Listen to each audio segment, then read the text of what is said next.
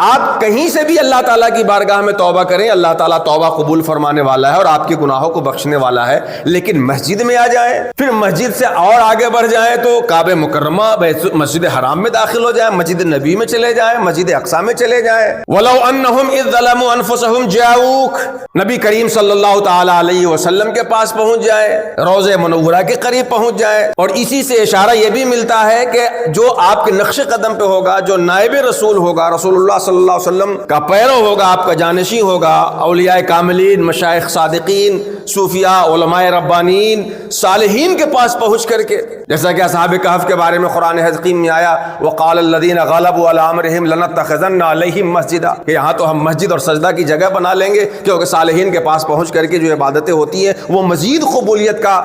حقدار بن جاتی ہیں۔ تو استغفار اور توبہ بھی ایک عبادت ہے، صالحین کے پاس پہنچ کے کریں تو اور اس میں قبولیت کی امیدیں بڑھ جاتی ہیں۔